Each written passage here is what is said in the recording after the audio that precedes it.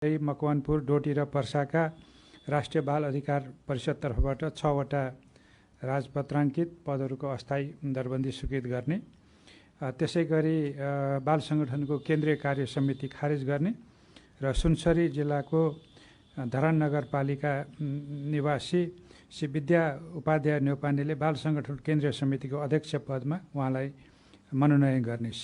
श्री विद्या उपाध्याय न्यौपानेलाई बाल सङ्गठनको केन्द्रीय कार्य समितिको अध्यक्ष पदमा मनोनयन गर्ने निर्णय भएको छ। अर्को चाहिँ त्यसै मन्त्रालयको निर्णयमा चाहिँ नेपाल रेड क्रस सोसाइटीको केन्द्रीय कार्य समिति विघटन गरी संस्थाका साधारण सदस्यहरूमध्येबाट डाक्टर नेत्र प्रसाद तिमिल सिन्हाको अध्यक्षतामा 23 सदस्यीय तदर्थ समिति गठन गर्ने निर्णय भएको छ। युवा तथा खेलकुद मन्त्रालयका 2टा प्रस्तावहरू स्वीकृत भएका छन्।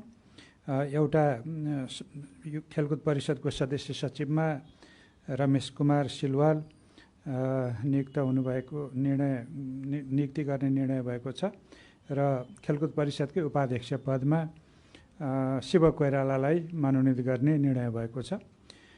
रक्षा मन्त्रालयको केही पदाधिकारीहरूलाई विभिन्न नियोगहरूमा खटाउने निर्णय भएको छ। त्यसमा भुवनपूर्ण सत्यालाई नेपाली राजदूतावास वासिङटन डिसी, मोहन छेत्रीलाई नेपाली राजदूतावास बेजिङ,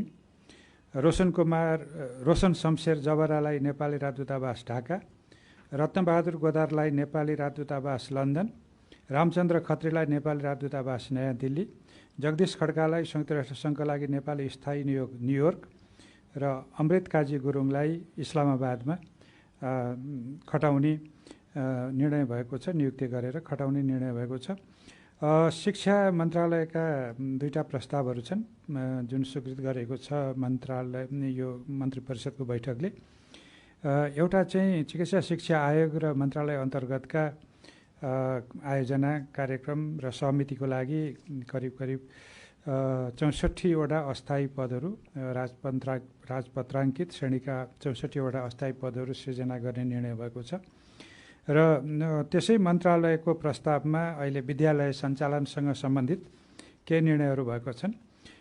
त्यसमा पहिलो निर्णय छ शैक्षिक सत्र 2076-77 को परीक्षाको नतिजा प्रकाशन गर्न बाँकी रहेको भए नतिजा प्रकाशन गर्ने, 77 भदौ 1 गतेदेखि नयाँ विद्यार्थी भर्ना गर्ने र कक्षागत रूपमा विद्यार्थीको सङ्ख्यात्मक विवरण यकिन गर्ने, भर्ना भएका विद्यार्थीको शैक्षिक तथ्याङ्क भराउने। त्यसै गरी नयाँ शैक्षिक सत्रमा अध्ययन गर्ने विद्यार्थीलाई पाठ्यपुस्तक उपलब्ध गराउन बाँकी भए उपलब्ध गराउने, विद्यालयको शैक्षिक कार्यक्रम क्रियाकलाप सञ्चालनार्थ विद्यालय शिक्षकहरू विद्यालय पुगिसक्ने अविलम्ब विद्यालय पुगिसक्ने व्यवस्था मिलाउने, शिक्षा विज्ञान तथा प्रविधि मन्त्रालयले विद्यालय सञ्चालन सम्बन्धी कार्यढाँचा जारी गर्ने, विद्यालय भवन तथा परिसरमा क्वारेन्टाइन आइसोलेसन सम्बन्धी कार्यहरू सञ्चालन नगर्ने, क्वारेन्टाइन र आइसोलेसनको रूपमा प्रयोग हुन छाडेका विद्यालय भवनलाई तोकिएको मापदण्ड बमोजिम स्थानीय तहले निर्मलीकरण गरी अध्ययन अध्यापन गर्न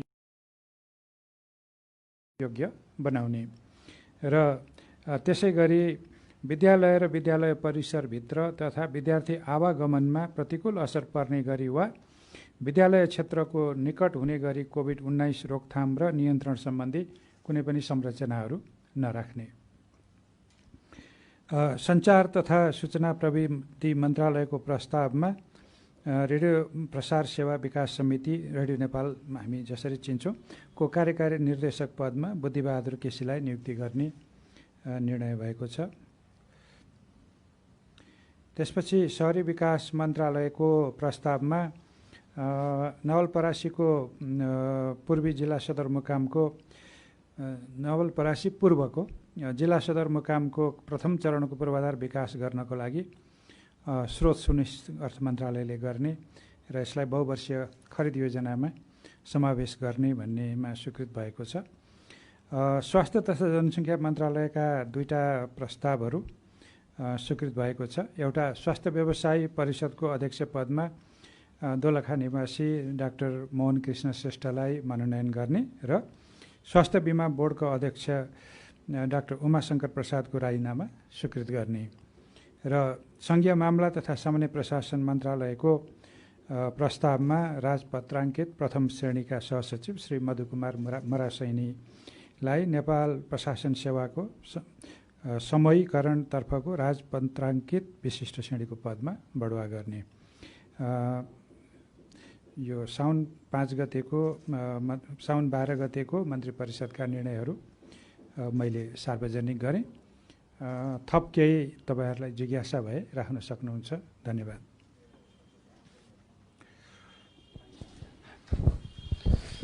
मान्य मन्त्रीज्यू, म देवी सापकोटा, नेपाल टेलिभिजन। यतिखेर मुलुकका विभिन्न ठाउँमा बाढी पहिरोले व्यापक रूपमा जनधनको क्षति भएको छ। यो अवस्थामा उद्धार, राहत, पुनरुत्थान अथवा पुनर्वासको लागि नेपाल सरकारको तयारी के छ? धन्यवाद। धन्यवाद। यस सन्दर्भमा योभन्दा अघिल्लो नै मन्त्री परिषदको बैठकले गरेका निर्णयहरू त मैले सार्वजनिक गरेको छु। त्यसमा सबैलाई उद्धार, पुनर्स्थापना र राहतको काममा जुट्नलाई सरकारले आह्वान गरेको छ। नेपाल सरकारले त्यसमा प्रदेश र स्थानीय तहलाई पनि आह्वान गरेको छ र सबै सामाजिक संस्थाहरू, राजनीतिक कर्मीहरू, जनप्रतिनिधिहरू र सबै सामाजिक संस्थाहरूलाई आह्वान गरिसकिएको छ र त्यसमा खास आर्थिक सहायता दिने सम्बन्धी मापदण्ड पनि स्वीकृत गरिएको छ। त्यो मापदण्डका केही विधाहरू, केही मुद्दाहरू चाहिँ म तपाईँहरूको जानकारीको लागि सुनाउन चाहन्छु। खास गरी अहिले चाहिँ सङ्घमा चाहिँ अहिले विपद जोखिम न्यूनीकरण तथा व्यवस्थापन कार्यको लागि छुट्टै निकाय खडा भएको छ। त्यसले धेरै कामहरू, संयोजनको काम गरेको छ र जिल्ला स्तरमा पनि हाम्रा विपद व्यवस्थापन समितिहरू छन्। अब अहिले चाहिँ मन्त्री परिषदले जारी गरेको मापदण्डमा चाहिँ विपद जोखिम न्यूनीकरण र व्यवस्थापन कार्यकारी समितिले चाहिँ खोज, उद्धार, राहत र सामग्रीको पर्याप्त भण्डारणको व्यवस्था गर्दै विपद आएका बखत आवश्यकता अनुसार जुनसुकै क्षेत्रमा राहत पुर्याउन सक्ने तयारी गर्नुपर्ने छ भन्ने पनि त्यहाँ छ। त्यस्ता सामग्रीहरू चाहिँ सङ्घ, प्रदेश र स्थानीय तहमा पनि आवश्यकता अनुसार भण्डारण गर्नुपर्ने छ। त्यसै अनुसार अहिले चाहिँ प्रदेश नै पछि आपतकालीन त्यस्ता सामग्रीहरूको भण्डारणको व्यवस्था पनि भइसकेको छ र अहिले तिनीहरूको परिचालन हामीले अहिलेसम्म देखेका पनि छौँ कतिपय ठाउँमा। र खास गरी जोखिममा परेका, अब अहिले बाढी पहिरोको कारणले जोखिममा परेका बस्तीहरूको चाहिँ पहिचान गरी त्यसको संरक्षण, स्थानान्तरण लगायतको उपयुक्त व्यवस्थाको लागि आवश्यक अध्ययन, अनुसन्धान, योजना निर्माण, बजेट र स्रोत साधनको पनि व्यवस्था सङ्घ, प्रदेश र स्थानीय तहले मिलेर गर्नुपर्नेछ र यस्ता क्षेत्रहरूको जोखिम विश्लेषण चाहिँ फेरि नियमित प्रक्रियाबाट हामीले गर्ने व्यवस्था मिलाएको छौँ। र खास गरी अहिले जिल्लाबाट संयोजन गर्नुपर्ने विपद व्यवस्थापन सम्बन्धी कार्यको लागि चाहिँ प्रमुख जिल्ला अधिकारीलाई जिम्मेवार बनाइएको छ। यो पहिलेकै व्यवस्था पनि हो। त्यसको लागि चाहिँ अब प्रमुख जिल्ला अधिकारीकै नेतृत्वमा कमसेकम 25 जनाको जनशक्ति जुनसुकै बेला पनि परिचालित हुने गरी व्यवस्था मिलाउनु पर्ने र त्यसको लागि आवश्यक थप सामग्री सुविधाहरूको चाहिँ प्रबन्ध गरेर आपतकालीन खाद्यान्न र चाहिँ अति आवश्यक वस्तुहरूको पनि जोड गर्नुपर्नेछ भन्ने पनि त्यसमा राखिएको छ।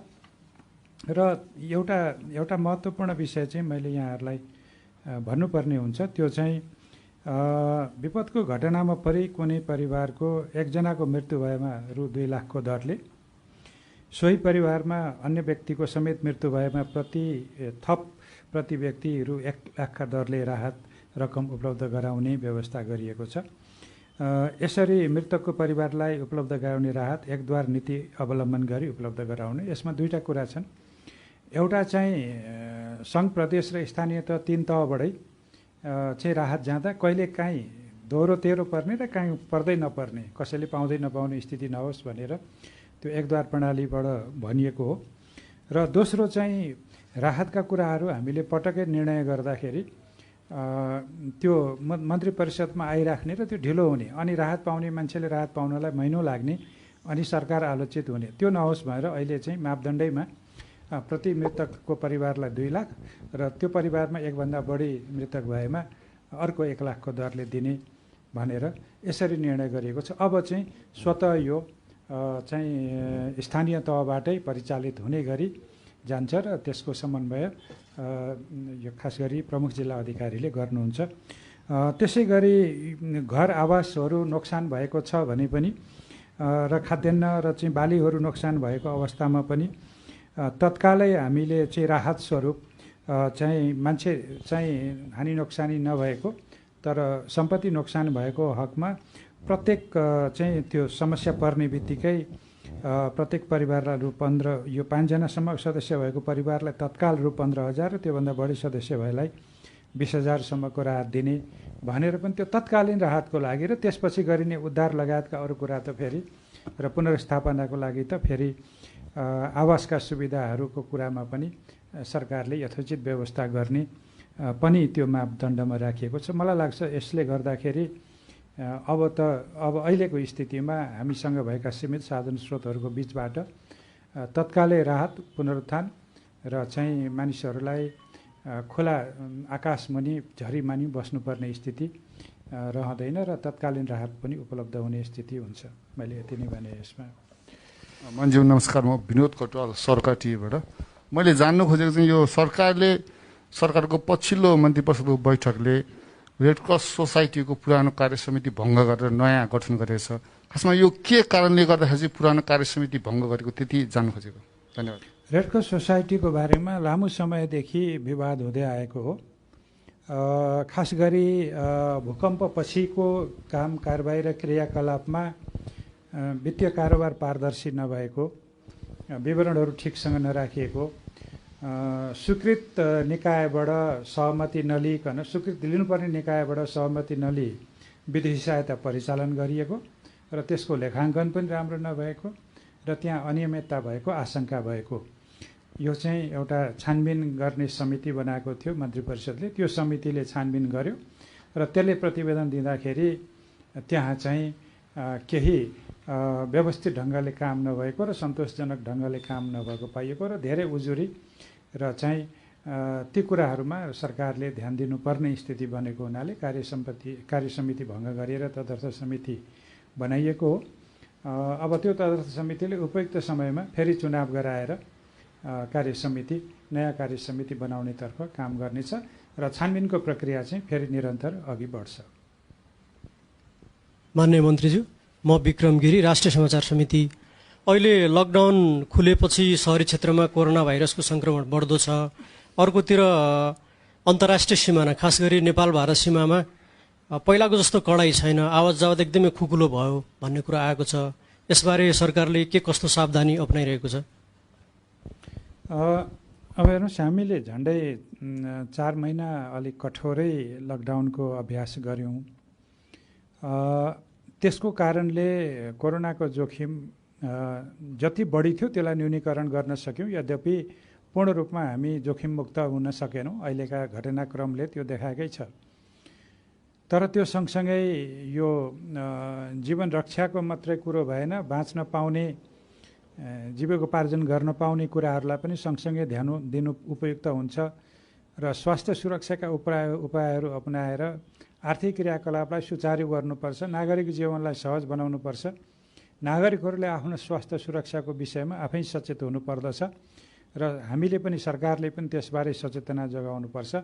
त्यसो भयो भने स्वास्थ्य सुरक्षा र आर्थिक क्रियाकलापलाई सँगसँगै अघि बढाउन सकिन्छ भन्ने मान्यतामा लकडाउन भन्ने शब्द हटाइयो र हामीले चाहिँ कतिपय क्रियाकलापलाई अर्को व्यवस्था नभएसम्म बन्द नै राखेका छौँ।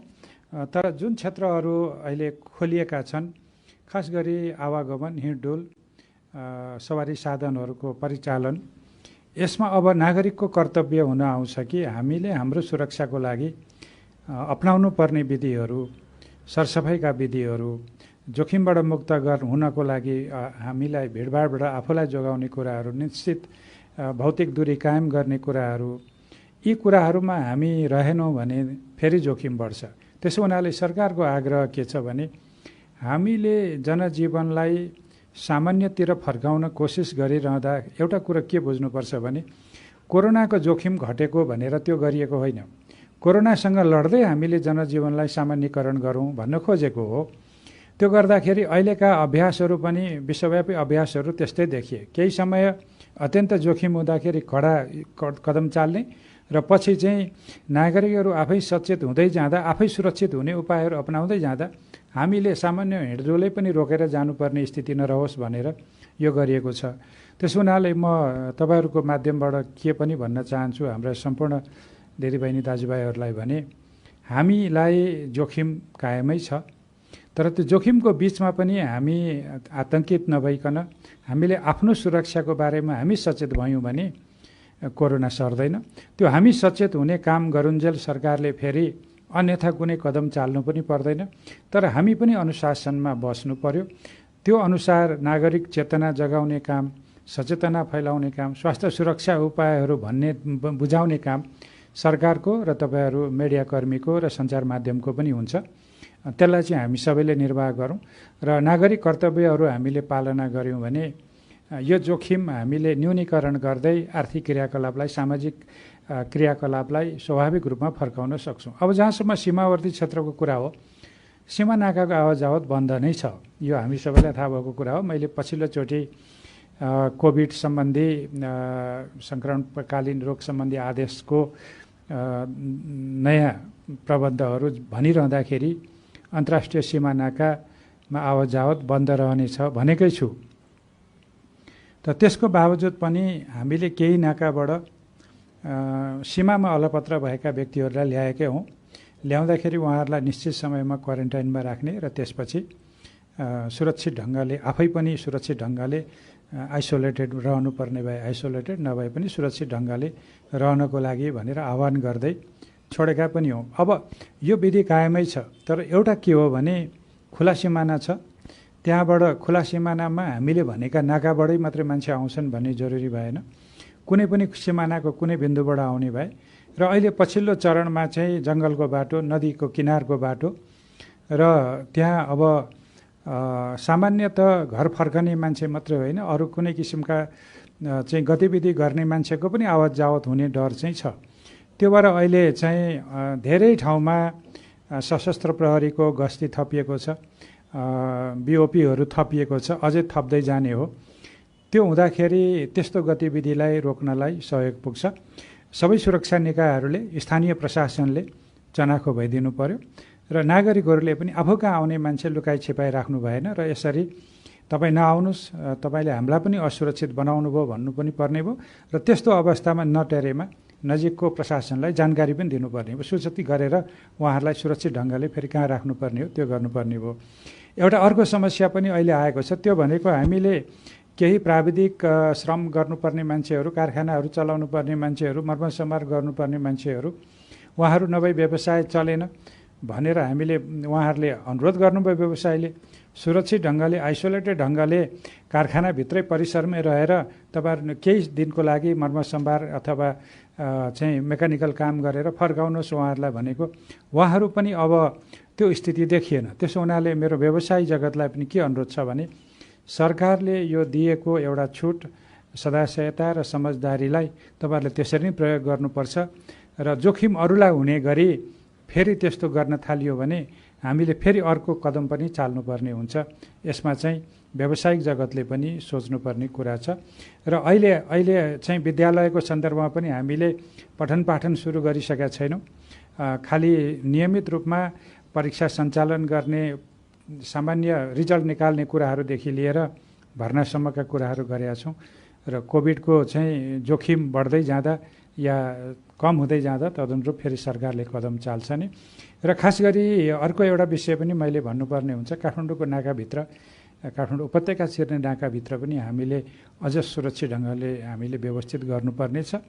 यो किनपनि भने सबैभन्दा घना र ठुलो जनसङ्ख्या यहाँभित्र छ, राजधानीभित्र छ र यहाँ आउने व्यक्तिहरूको बारेमा पनि अलिकति जोखिम बढ्न सक्ने हुनाले त्यहाँ पनि ध्यान दिनुपर्ने छ। मलाई लाग्छ सुरक्षा निकायले यसमा ध्यान दिएकै छ। अब अरू छैन भने यहाँहरू सबैलाई धन्यवाद। माननीय मन्त्रीज्यू, श्रीमान सचिवज्यूलाई हार्दिक धन्यवाद र कृतज्ञता व्यक्त गर्दै आजको कार्यक्रम समापन भएको जानकारी गराउँछु। धन्यवाद।